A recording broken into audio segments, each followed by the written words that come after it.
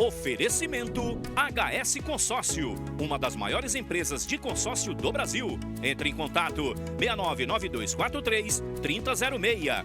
E Supermercado Timax, o máximo na sua economia. Mais um ato bolsonarista realizado pelos bolsonaristas no Brasil. Governo aumenta 30% etanol na gasolina. Eu recebo o chefe da Casa Civil e secretário do CEOSP no programa de hoje. Está no ar o Alerta Rondônia de todos os dias. Boa noite.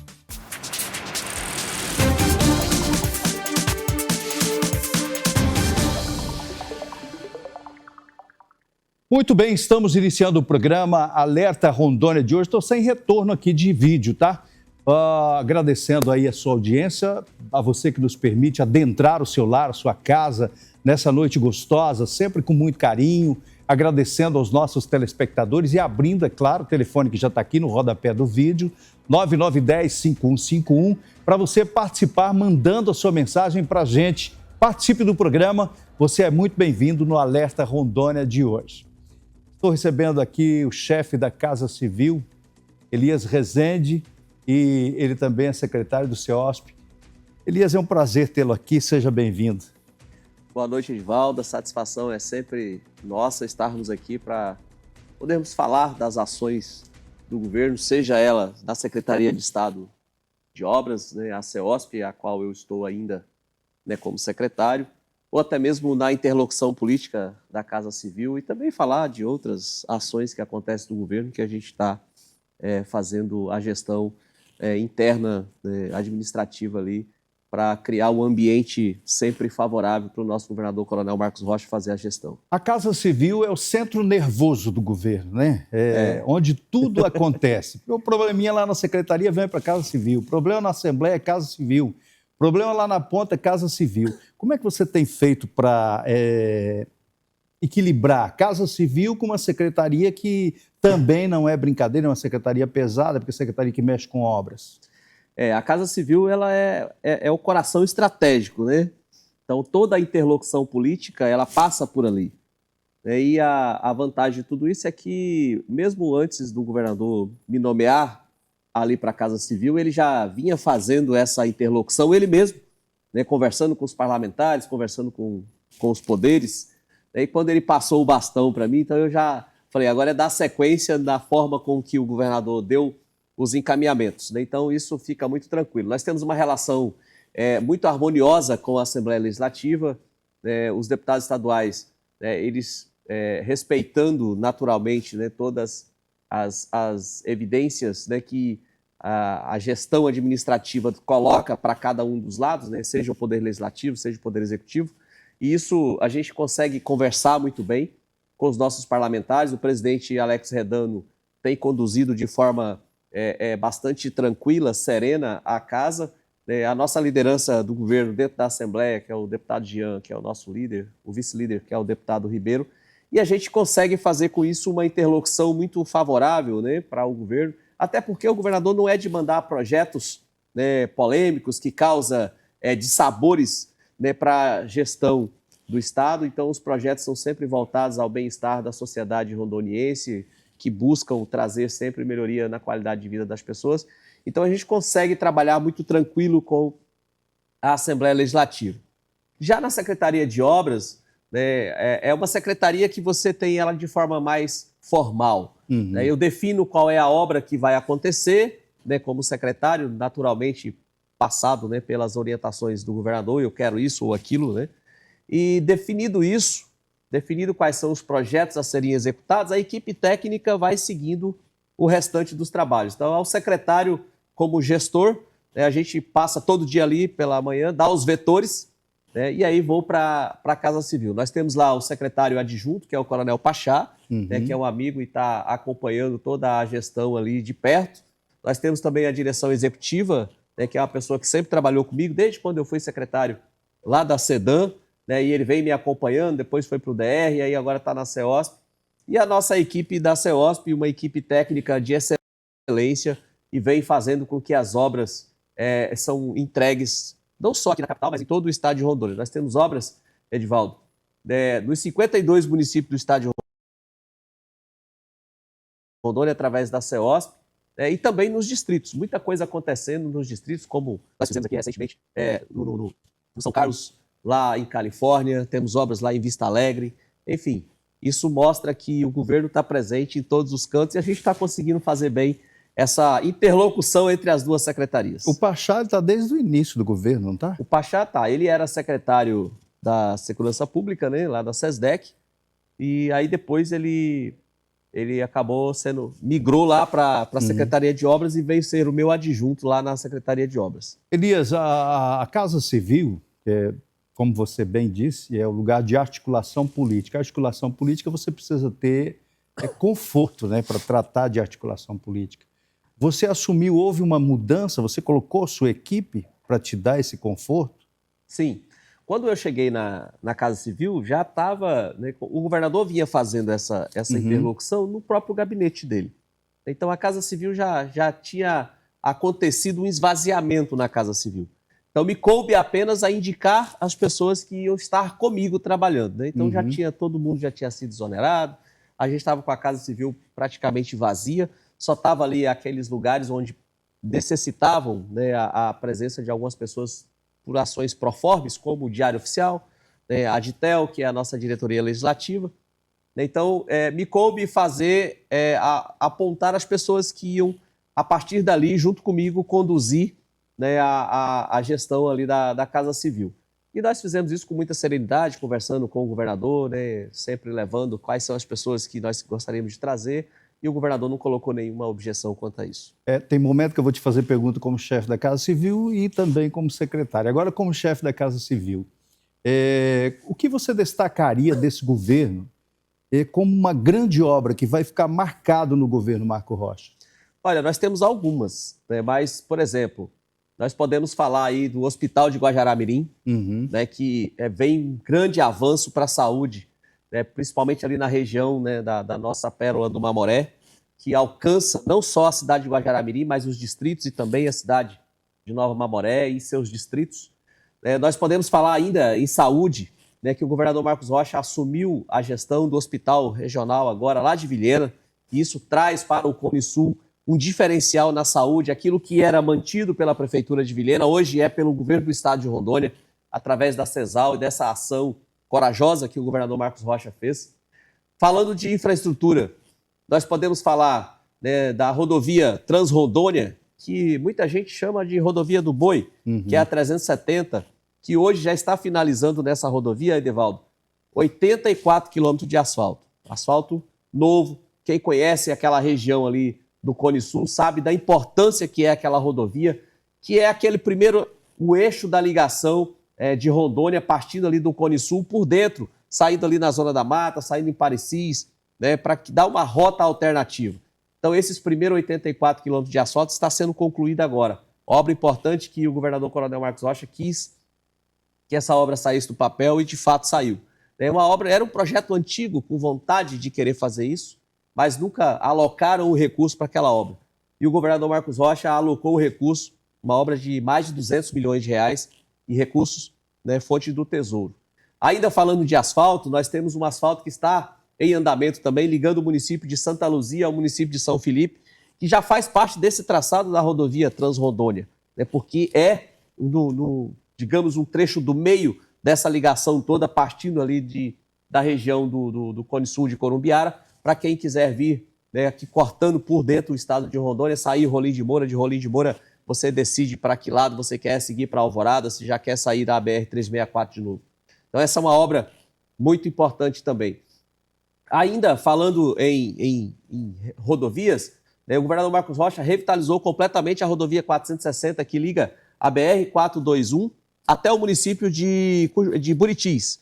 Essa rodovia também... Que era um problema ali, Era né? um problema. Sério? Hoje ela está uma rodovia perfeita, inclusive construiu ali, né, de Buritis até o distrito de Nova União, uma ciclovia, uma extensão ali de 7 quilômetros aproximadamente, né, que tem muitas pessoas que trafegam naquela margem da rodovia, né, e usam para pedalar. Hoje você traz segurança para tudo isso. Então, quando você fala né, de infraestrutura, nós podemos falar daquele problema antigo que a região do Vale do Javari vivia, que eram as pontes que ligavam do município de Ariquemes até o município de Machadinho. Nós tínhamos ali 5 pontes que eram um problema sério, inclusive pontes que já foi palco, inclusive de morte de pessoas Muitos em acidentes. inclusive. O Rio Belém, o Rio Anta, o Rio Onça, o Rio Azul e o Rio Vermelho. Essas 5 pontes que eram de madeira, pontes que causou muitos danos à vida das pessoas, o governo do Coronel Marcos Rocha foi lá e fez pontes de concreto e aço. Está pronto, as pessoas estão utilizando. Na própria rodovia 257, que é naquele trecho ali, ele concluiu o asfalto também, que ficou parado durante muitos anos, ele concluiu, hoje é um trecho que está completamente pavimentado. Elias, o governo assumiu o anel viário de Paraná?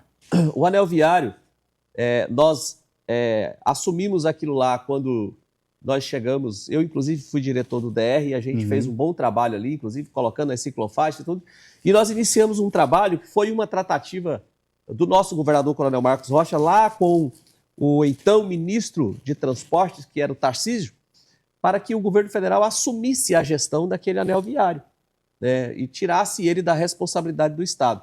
Então, o anel viário de Ji-Paraná hoje, ele é uma gestão do DENIT. Nós fizemos aquele asfalto, fizemos toda a conclusão daquela obra e foi entregue para o governo federal, Ali, que é quem hoje está fazendo a gestão. Para Nova Londrina também, vocês fizeram. De Nova Londrina já é com a gente, né? Eu lembro que eu passei agora há pouco tempo, lá estava muito boa aquela estrada. Tá, tem um trecho ali que está em obra, uma duplicação, inclusive, da rodovia 135, que liga ali o terceiro distrito de Ji-Paraná, né? Vocês conhecem bem, chamamos aquele espaço ali de terceiro distrito, né, até Nova Londrina.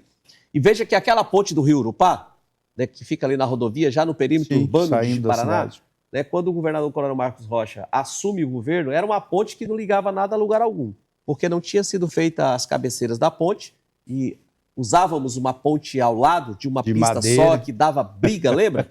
Quem chegava primeiro na cabeceira da ponte, o outro já estava no meio, entrava, se encontrava pelo meio e dava briga, inclusive. Então, o governador Marcos Rocha determinou que nós concluíssemos aquela ponte e foi feito por uma execução direta da equipe do DR. À época, eu era o diretor-geral do DR. Entregamos para a população de Paraná, assim como nós fizemos também na ponte na rodovia da BR Federal 421, ali em Ariquemes, que era um termo de convênio do governo federal com o governo estadual.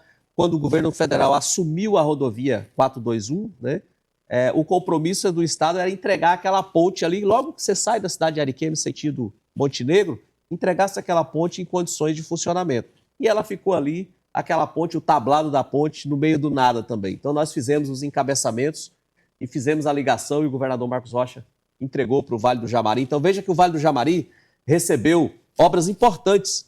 A ponte que a água levou ali do Rio Javari na rodovia 459, que dá acesso ao município de Alto Paraíso. O governador Marcos Rocha refez uma ponte de 130 metros ali de concreto e aço. A ponte da BR-421, né, que é do Rio Javari também, ali no perímetro urbano de Ariquemes. E as 5 pontes, né, da rodovia 257, que liga o município de Ariquemes até lá o município de Machadinho. Então veja que só naquela região ali de Ariquemes foram 7 pontes de concreto e aço que o governo do Coronel Marcos Rocha entregou, dando com isso tranquilidade na trafegabilidade. Elias, a gente acompanhou esse governo desde o início e poderíamos dizer que esse governo é um governo da paz. É um governo que a gente percebe, talvez a forma com que o Coronel Marcos Rocha trata a coisa pública passa uma leveza para o estado de Rondônia. É um governo da paz, é um governo tranquilo. Mas nos últimos dias aconteceram uns fatos aí que eu gostaria de perguntar para você. Está havendo um distanciamento entre o Coronel Marcos Rocha e o vice-governador Sérgio?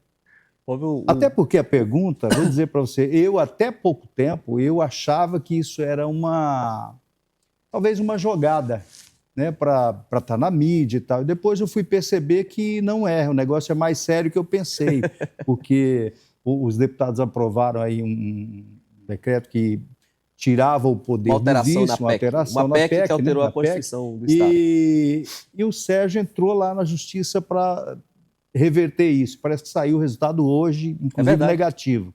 O que você me diz disso tudo? Criou-se um ambiente desagradável, né, digamos assim, mas que o governador, de forma muito serena, muito tranquila, tem administrado muito bem isso. O governador sempre disse que ele não vai entrar num ambiente beligerante, um ambiente, né, de disputa por isso ou por aquilo, né, mas ficou, sim, um cenário ruim, né, onde houve, inclusive, né, agora com esse mandado de segurança, né, impetrado, ingressado pela assessoria jurídica e, naturalmente, né, pelo vice-governador, e que a Justiça também já hoje saiu a decisão que não era a via adequada para questionar, né, uma lei, né, uma alteração na Constituição do Estado, né. O caminho seria outro, né, e por essa razão, já de pronto, o Poder Judiciário já descartou, porque a gente já tem, né, doutrinariamente e na própria legislação dizendo qual é as vias adequadas para enfrentar determinada situação dentro do cenário jurídico, né? Então, isso já ficou claro e demonstrado na decisão judicial que saiu hoje. Agora, é um ambiente que o governador Marcos Rocha está administrando e, naturalmente, ele, né, vai, independentemente, né, de posicionamentos de A ou de B, ele vai estar chamando o Sérgio para conversar e resolver a situação, né, e vai dar um ponto final, seja qual for, né, o direcionamento que isso vai tomar. Mas eu tenho certeza que, como o governador Marcos Rocha, em todas as decisões difíceis, né, do seu governo, ele sempre toma decisões serenas, tranquilas, nunca movido pela emoção do momento, ele sempre é muito racional ao tomar as suas decisões, e esta também não será diferente. O estupim disso tudo foi aquela entrevista do Júnior Gonçalves, porque a impressão que a gente tem, e aí eu vou falar aqui, quem sou eu para julgar alguém, mas a análise de um simples jornalista, sem conhecimento nenhum, né?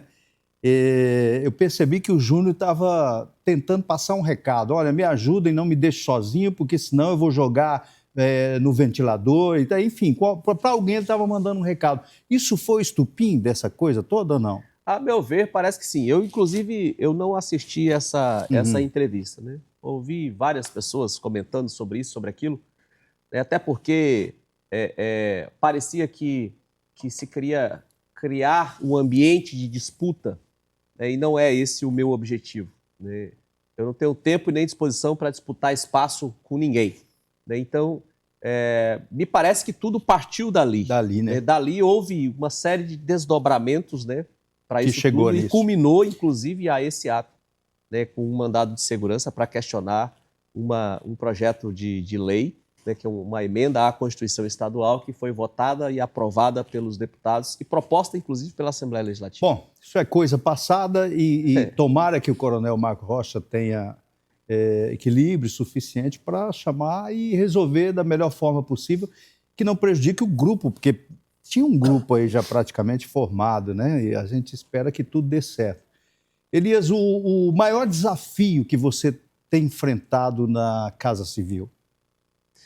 O maior desafio, ele sempre é a interlocução, né, que você tem que fazer, não só com o Poder Legislativo, mas você tem que fazer interlocução com os demais poderes, com os chefes de instituição do Estado, né, e ainda você fazer essa interlocução interna, né, administrativa, que nós chamamos assim, que é com os demais secretários, né? Sempre tem um que quer sobressair, que quer que a sua vontade prevaleça, e aí nós temos ali que cuidar da parte orçamentária, a gente tem que cuidar, né, de toda a parte que tramita orçamentária, né, porque você tem que cuidar não só, né, da gestão desse secretário, né, que você tem que ajudar, e a Casa Civil faz essa interlocução com o PGE, né, com Secretaria de Planejamento, com Secretaria de Finanças, para ajudar todos os demais secretários, mas também para que sempre esteja cuidando, né, das contas de gestão, né, e cuidando das contas de gestão, a gente está cuidando das contas de governo, né? Então, a gente tem que ter essa preocupação sempre. Então, isso é muito difícil, né? E a interlocução num todo, né, ela demanda uma série de situações, né? Então, você tem que ficar administrando tudo isso, né? E o processo político, né, ele requer muito tempo da gente. Porque, veja bem, nós temos um sistema onde nós temos a independência dos poderes. Então, quando você trabalha em independência dos poderes, eu tenho que encaminhar um projeto à Assembleia Legislativa, né, e entender que aquele projeto também vai ser do interesse, né, do Poder Legislativo. E quando não, você tem que ir lá fazer essa defesa, né, você tem que ir lá mostrar o porquê daquela necessidade, o porquê daquele projeto de lei, por que nós precisamos aprovar aquele projeto de lei. E às vezes você tem que sair da pura e simples independência dos poderes, né, porque daí quando você manda para a Assembleia e você trata tão somente de independência dos poderes, você não se envolve mais. E aí você tem que sair desse cenário e entrar num cenário de coalizão. Eu quero fazer um governo de coalizão, onde eu vou tratar, né, dos interesses do Poder Executivo com os interesses do Poder Legislativo e os interesses do Poder Judiciário, né, e aí das instituições, né, como Defensoria Pública, como Tribunal de Contas, como Ministério Público, e tudo isso você tem que fazer com que caminhe numa só direção para que a gente consiga convergir e haja sempre o consenso. Né? E dentro da Assembleia, né, a gente tem que conversar muito, né? Então isso exige bastante, né? Então é sempre aquela parte mais demorada, mais morosa, e nós temos ali dentro da Assembleia 24 cabeças que cada uma pensa de forma diferente e é difícil você fazer convergir. E é interessante até citar que a partir de agora o momento vai cada vez ficando mais sensível. Vai afunilando, né? Vai afunilando porque tem os secretários que têm interesse de ser candidatos. Exato. Tem o deputado que não quer que o secretário seja candidato, tem o deputado que quer rever os interesses dele. Então, é preciso um equilíbrio muito grande, né, para comandar tudo isso. O ponto de equilíbrio é exatamente ali a Casa Civil que tem que estar enxergando tudo isso e fazer com que essa coisas leitura funcione bem, né? Então, a partir desse princípio, né, de governos de coalizão, mas respeitando a independência, é que, por exemplo, né, nós encaminhamos um projeto para a Assembleia Legislativa, né, e deu até, né, muitas discussões, e eu quero aqui até aproveitar o espaço para esclarecer.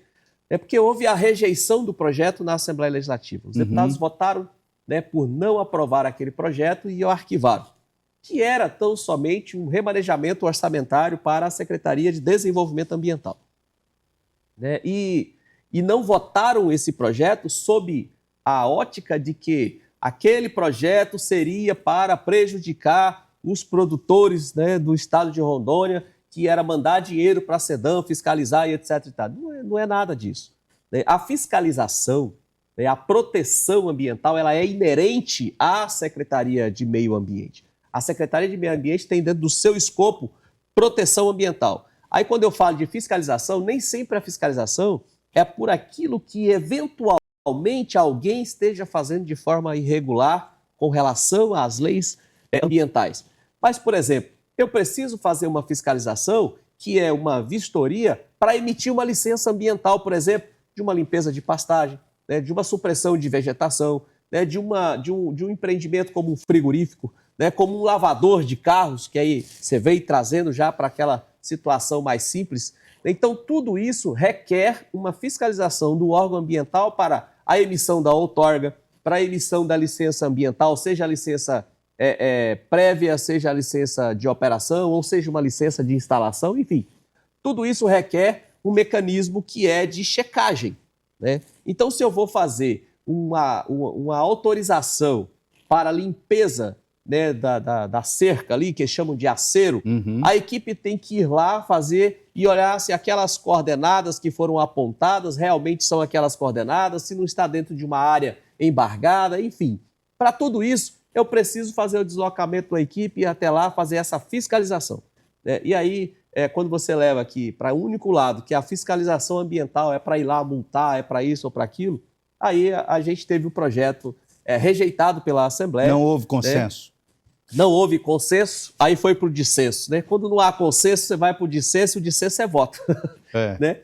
E no voto, os deputados entenderam que não deveriam aprovar aquele projeto. Nós estamos rediscutindo isso, porque a Secretaria de Meio Ambiente precisa desse recurso até para que o Estado consiga, né, fazer não só a proteção, porque nós temos que fazer, é um mandamento legal. Né? Nós temos isso previsão em lei federal, em lei estadual, né, e tudo isso a gente precisa estar com um olhar muito atento. E nós estamos no coração da Amazônia. Nós vivemos num estado eminentemente agrícola. Até mesmo para uma limpeza de pastagem, eu preciso que a equipe se desloque até lá e faça as vistorias. Para permitir o uso controlado do fogo, fazer aquelas leiras, né, para limpeza, para queimar e tal. Eu preciso deslocar uma equipe até lá para verificar se aquilo tudo está de forma adequada. E eu estou falando de equipe técnica. Então, você precisa fazer esse remanejamento orçamentário para que a gente consiga atender e a gente consiga fazer com que o Estado se desenvolva e desenvolva de forma segura. Elias, eu gostaria de continuar conversando com você aqui um tempão, mas infelizmente o nosso programa ele é um pouco curto, né? Eu quero aqui agradecer imensamente você ter aceito, né, o convite de estar aqui. Me parece que no dia 7 o governador vai estar aqui comigo também no programa. Maravilha. Quero agradecer imensamente e deixar aqui o programa de portas abertas para que você volte outras vezes para a gente conversar mais sobre o estado de Rondônia. Teria muitas coisas, eu sei que tem muita coisa para falar, mas infelizmente o nosso tempo não nos dá essa oportunidade. Agradecer imensamente você ter vindo aqui. Eu que sou muito grato, né, à Rema TV por ter aberto esse espaço aqui para que a gente pudesse estar aqui falando. Eu agradeço a toda a diretoria, a você pela condução aqui do programa, e nós estamos lá na Casa Civil ou na CEOSP à disposição, né, do programa, à disposição do canal aqui de televisão para esclarecimentos necessários para a nossa população. Só para eu registrar o nome dessas pessoas que estão te acompanhando aí. Aqui nós temos o Alonso, né, que é o nosso, Obrigado, nosso Alonso. cinegrafista ali, o Bruno, né, que é o nosso filmmaker, e a Karina, que é uma diretora de relacionamentos, gestão e relacionamentos da Casa Gestão Civil. e relacionamentos. Obrigado pela presença de vocês, tá bom?